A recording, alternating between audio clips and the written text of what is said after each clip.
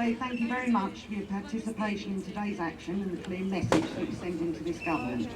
This bully boy government who, by feeding misinformation at best and downright lies at worst to their poodle press, are seeking to portray us as selfish, greedy, money grabbers that were going to live the life of luxury in retirement because of our gold-plated pensions. I run a for...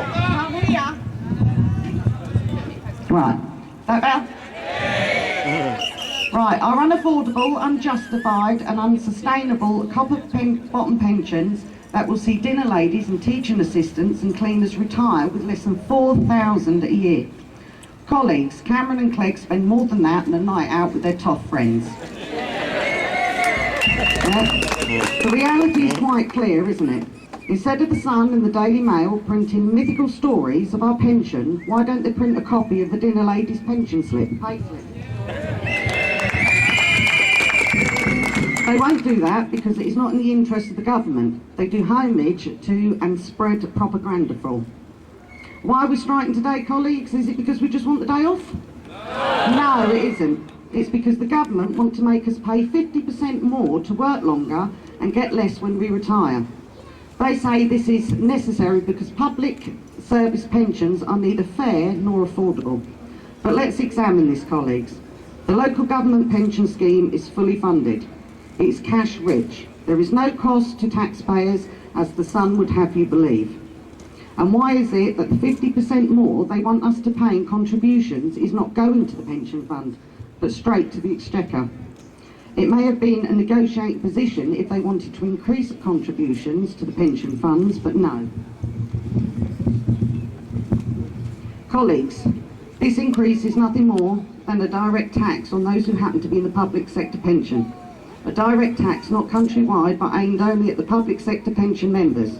If that had happened in America, there would have been another Boston Tea Party. But let's examine this government's approach to tax. They want to tax us, but will not entertain a Robin Hood tax, even though most of Europe wants one, and that would be the best way of making sure those who, cause the crash pay for the recovery. But Osborne won't do that because banks fund the Tories. Then there is the 50% tax rate for the wealthiest. Osborne would cut that stroke if he could. Colleagues, these examples show the double standards operated by this government.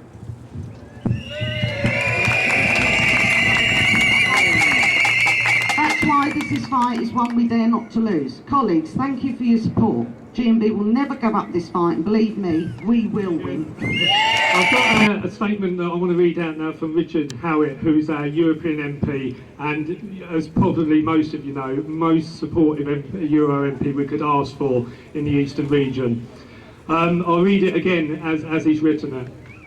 Richard Howitt, Labour Euro MP, is sorry he cannot be with us today, but asks for the following message of support to be read out to you.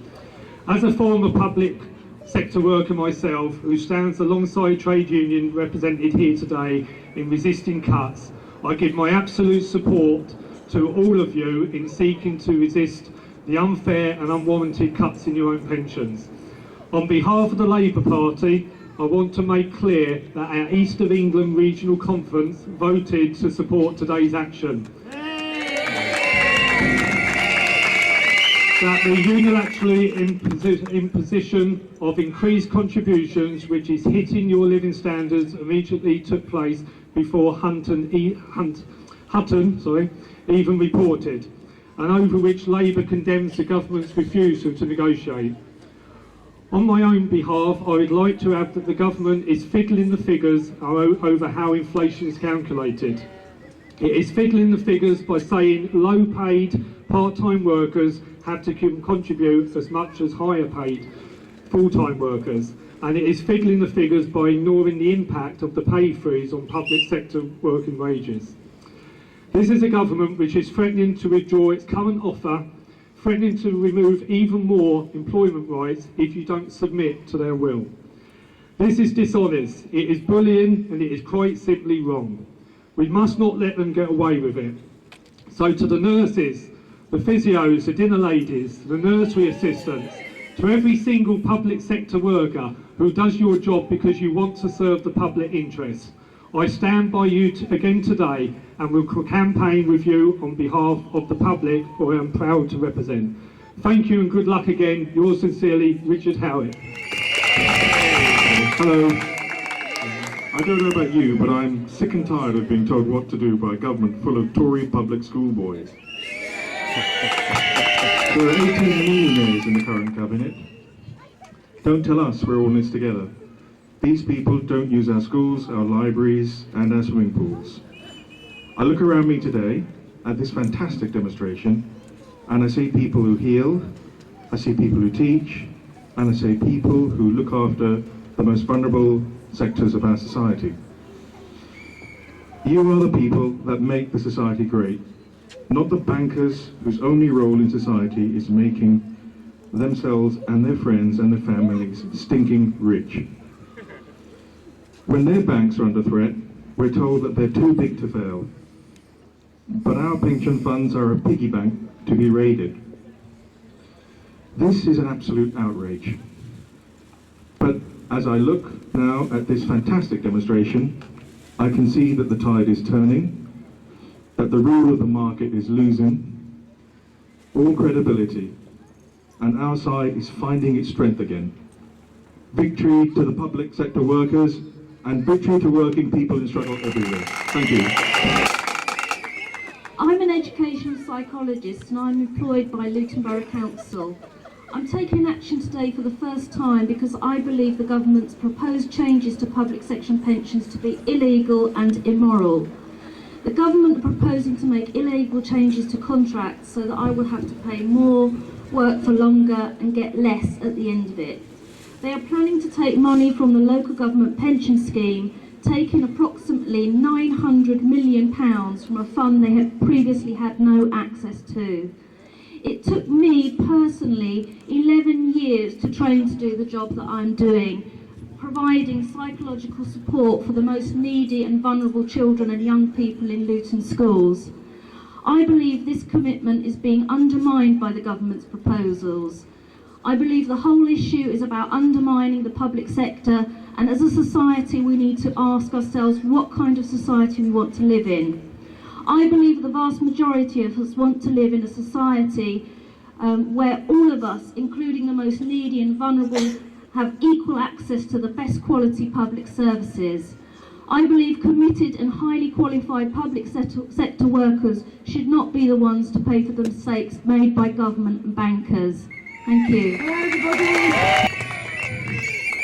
Greetings from the UCU. We've got workers today out on strike at Central Bedfordshire College, the University of Bedfordshire, Barnfield College and Bedfordshire Adult and Community Learning. And this is our third day of taking industrial action, and it is just fantastic that from the first day on our picket line the talk was always about, if we're going to win this fight, we need to join with other unions in the public sector. On June the 30th, that came through with the NUT, the ATL and PCS. And today it's absolutely fantastic to hear that we've got something like about 84 separate unions taking industrial action. And that's just tremendous.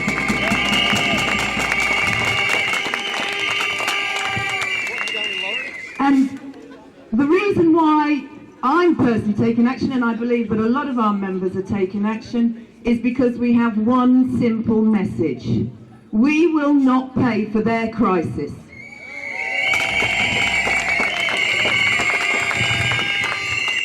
The 3% that they want public sector workers to pay extra for their pensions is nothing more than a regressive tax.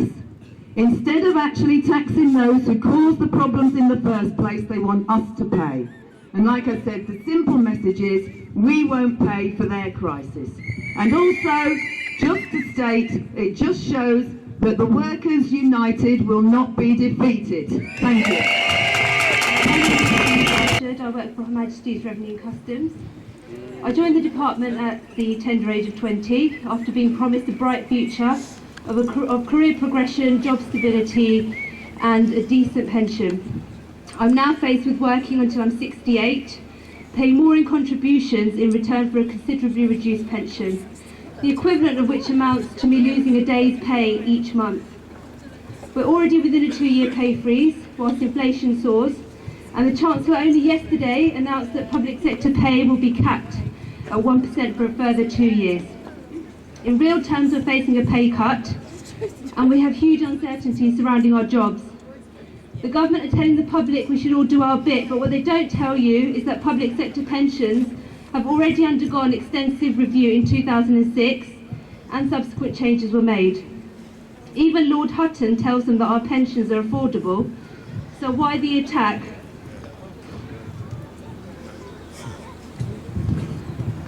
Why the attack on the most vulnerable people in our society?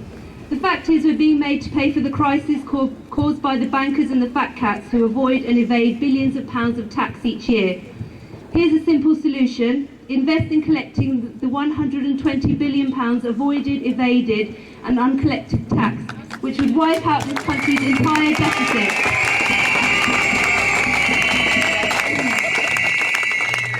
We're not worthless, inefficient public sector workers with gold-plated pensions. We're the backbone of this country. The people who are educating our future generation, the people who guard and protect our borders, those who keep our streets clean, help our children cross the road safely, save the lives of those dying on the street and keep our museums and libraries open. We're not demanding anything unreasonable, we only ask our employers to honour their promises which were made to us back in 2006. We're not relishing or enjoying this, or the government would let you believe that. The government have driven us to take this action. We can't afford to lose a day's pay today, but we cannot afford not to when we're faced with the utter decimation of our terms and conditions. To work longer,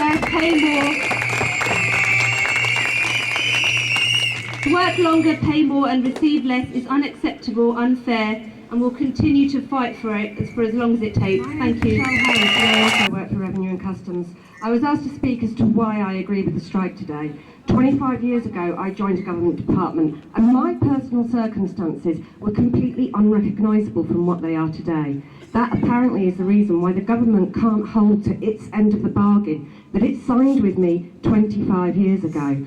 Why is it that if I break my word, for example the Official Secrets Act, they'll throw me in jail, but they're allowed to negate on the terms and conditions that they agreed with me?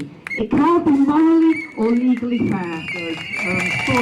I don't know what you public sector workers have done to annoy the Tories, but you've clearly done something, because not only do they now want to take your pensions, but after a 2-year pay freeze, they want you to settle for a 1% capped increase for the next 2 years after. So I don't know what you've done to upset them, I'm sure. Right, I've got a message from Gavin Shuker, Luton South MP. I'll read it as it is. All. Yesterday I was in Parliament to witness George Osborne's failed economic policies laid bare. I took to the airways this morning to uphold the justice of our case for pension justice. Earlier today, I marched with you and listened to your stories, and now I am on my way to Westminster to hold the Tories and Lib Dems to account for their actions. Every step of the way, I stand with you in solidarity. The government want to impose a 3% tax on 6 million people, simply because they work in the public sector. This hundreds of thousands of job losses, a 2-year pay freeze, 2 years of 1% pay increases, and an increasingly hostile attitude towards nurses, teachers, local authority workers and civil servants all point to one simple thing: our public servants aren't safe in Tory hands. You have my full support, and I will continue to do all within my power to oppose this rotten government, their hit on your living standards and their attack on the people of Luton. In solidarity, Gavin Shuker, MP.